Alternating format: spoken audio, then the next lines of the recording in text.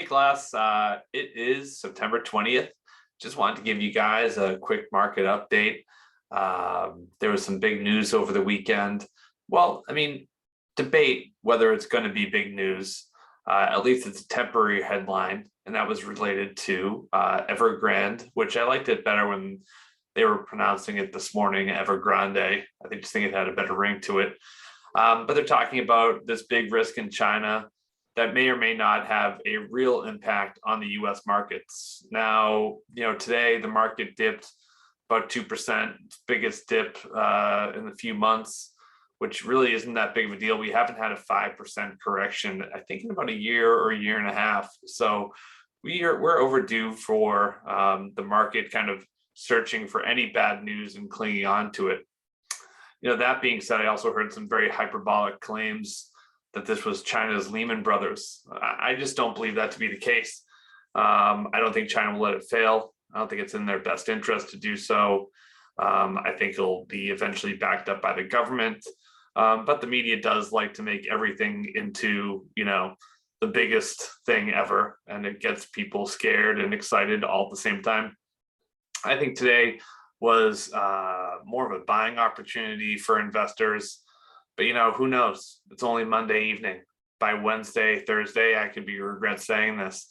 But even if we have a week of turbulence or a 5% correction, the media has really been kind of, in my view, begging for a 5% correction, given what the market's done.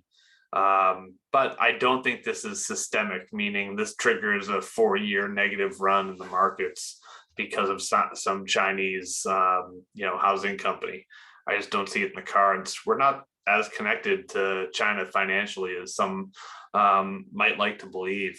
If this happened in Canada or Mexico, maybe it'd be more concerning. But right now, certainly not a significant issue.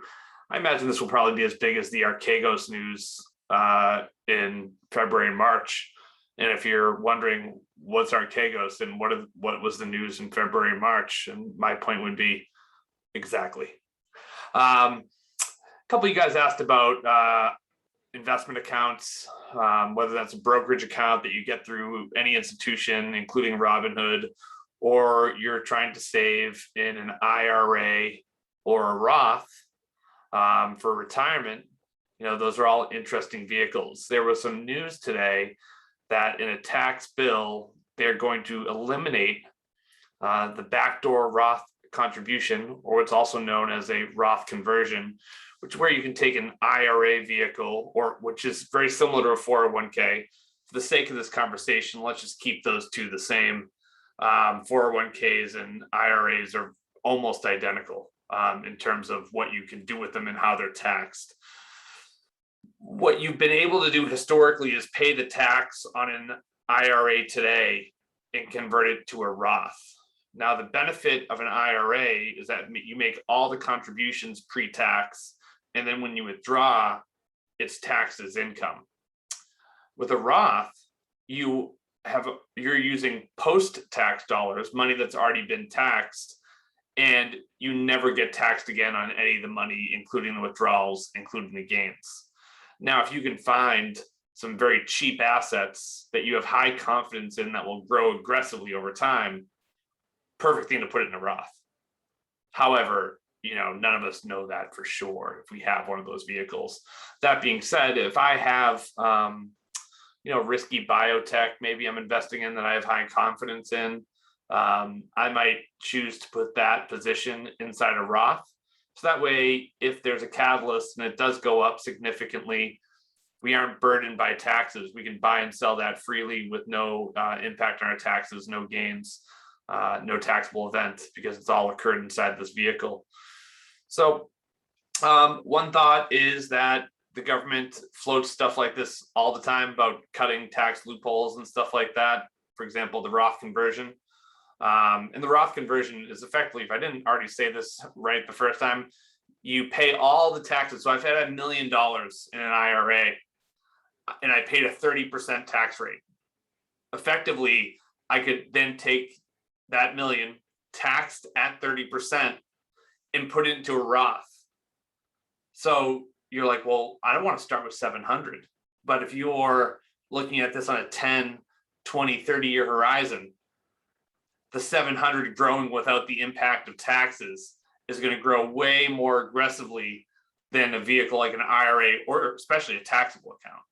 So after I think, let's just call it about 10 years, you're better off having done a Roth conversion.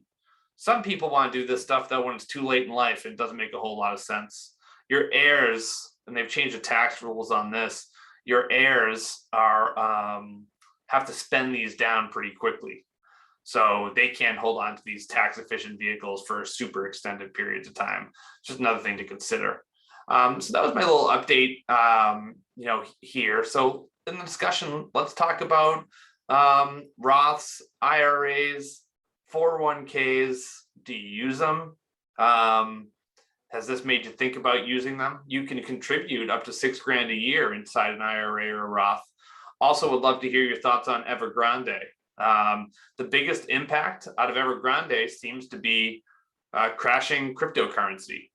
Maybe the leveraged investors in China are cashing out the only asset they have that's been positive for the year, which is cryptocurrency. That could certainly be the downward pressure we're seeing there. And I'm not a huge cryptocurrency guy, so I think most of it's a scam. But on that note, have a great day, guys, great week, and look forward to participation.